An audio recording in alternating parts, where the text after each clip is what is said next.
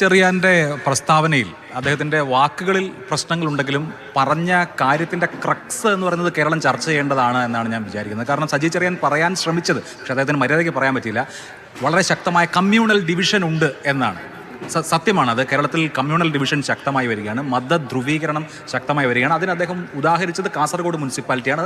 രതീഷിനത് നേരിട്ട് അറിയാവുന്ന ഒരു സ്ഥലമായിരിക്കും കാസർഗോഡ് മുനിസിപ്പാലിറ്റി. നമുക്കിപ്പോൾ കാര്യങ്കോട് പുഴയ്ക്ക് അപ്പുറത്തുള്ള പ്രദേശത്തെ സാമുദായിക ധ്രുവീകരണം ഒരുപക്ഷെ ഭാവിയിൽ എന്ത് കേരളത്തിൽ സംഭവിക്കും എന്നതിൻ്റെ ഒരു സൂചനയോ അപായ സൂചനയോ ആയി കാണാവുന്നതാണ്. ഇപ്പോൾ ഈ കാസർഗോഡ് മുനിസിപ്പാലിറ്റി എടുത്താൽ അവിടെ മുസ്ലിം ഭൂരിപക്ഷ മേഖലകളിലെല്ലാം മുസ്ലിങ്ങളും മുസ്ലിം ലീഗും, ഹിന്ദു ഭൂരിപക്ഷ മേഖലകളിലെല്ലാം BJPയും ജയിക്കുന്നു. നോക്കൂ, നമുക്ക് കേരളത്തിൽ മുസ്ലിം സാമുദായിക ശക്തി ഉള്ളിടത്തൊക്കെ ലീഗും ഹിന്ദു സാമുദായിക ശക്തി ഉള്ളിടത്തൊക്കെ ഹിന്ദുക്കളും ജയിച്ചാൽ പിന്നെ ഇവിടുത്തെ ജനാധിപത്യത്തിന് വല്ല പ്രസക്തി ഉണ്ടോ? ഇല്ല.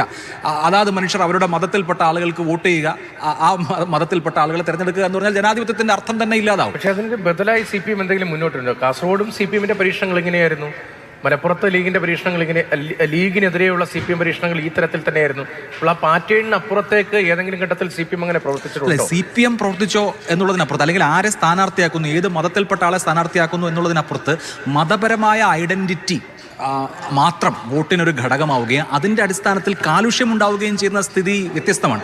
പക്ഷെ നോക്കൂ, നിങ്ങൾ കാസർഗോഡ് നോക്കൂ, കാസർഗോഡ് അങ്ങനെ ഉണ്ടായിട്ടില്ല. കാസർഗോഡ് കോൺഗ്രസിൻ്റെ 2 അംഗങ്ങളുണ്ട്. ഈ പറയുന്ന ബാലൻസിങ്ങിന് വേണ്ടി വൈസ് ചെയർമാൻ സ്ഥാനം, മുനിസിപ്പൽ വൈസ് ചെയർമാൻ സ്ഥാനം വേണമെങ്കിൽ കോൺഗ്രസിന് കൊടുക്കാമായിരുന്നു. കോൺഗ്രസിന് കൊടുത്തിട്ടില്ല. എന്ന് മാത്രമല്ല, ആ തെരഞ്ഞെടുപ്പിൽ കാസർഗോഡ് തന്നെയുള്ള ഒരു മുസ്ലിം ലീഗ് നേതാവിൻ്റെ പ്രസംഗം ഞാനിപ്പോൾ യൂട്യൂബിൽ കാണുകയായിരുന്നു. 5 നേരം നിസ്കരിക്കുന്ന, നോമ്പ് നോക്കുന്ന സ്ഥാനാർത്ഥിയാണ്, ഇസ്ലാമിക ചര്യ നിർവഹിക്കുന്ന സ്ഥാനാർത്ഥിയാണ് നിങ്ങൾക്ക് മുമ്പിൽ അവതരിപ്പിക്കുന്നത് പറഞ്ഞുകൊണ്ട് പച്ചയ്ക്ക് മതം പറയാണ്. അപ്പോൾ മുസ്ലിം ലീഗ് ഈ തരത്തിൽ മത ഐഡന്റിറ്റി മുൻനിർത്തി വോട്ട് പിടിക്കുന്നതിനെ ഒരു തൂവല കൊണ്ട് പോലും തലോടാൻ പാടില്ല. അപ്പോൾ കുഴപ്പമാണ് എന്ന് പറയുന്നതിൽ കാര്യമൊന്നുമില്ല. ഇതിന് കാരണം അത്രയും ശക്തമായ അതിന് പ്രതിഫലനം എന്ന് പറഞ്ഞാൽ അപ്പുറത്തുണ്ടാകുന്നു. അപ്പുറത്തെ ഹിന്ദു മേഖലകളെല്ലാം BJP ജയിക്കുകയാണ്.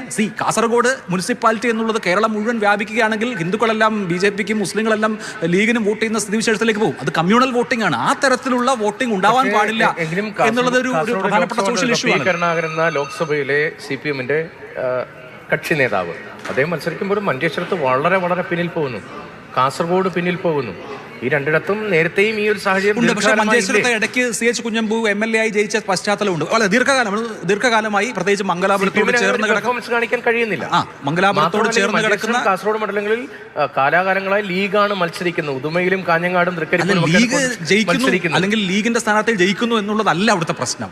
കൃത്യമായി അവിടെ മതപരമായ ചേരിതിരിവ് BJPക്കും ലീഗിനും വോട്ടുകൾ അല്ലെങ്കിൽ ആളുകൾ BJP ലീഗ് എന്നുള്ള നിലയിൽ പകക്കപ്പെടുകയും ഏതെങ്കിലും തരത്തിലുള്ള മതനിരപേക്ഷമായ രാഷ്ട്രീയം അവിടെ ഉയരാതിരിക്കുകയും ചെയ്യുന്നു. കാസർഗോഡ് തന്നെ നടന്ന ഒരു മുദ്രാവാക്യത്തെ ലീഗിന് തള്ളിപ്പറയേണ്ടി വന്നതാണ്. മനസ്സിലാക്കുന്നതനുസരിച്ച് എന്റെ വ്യക്തിപരമായ അനുഭവം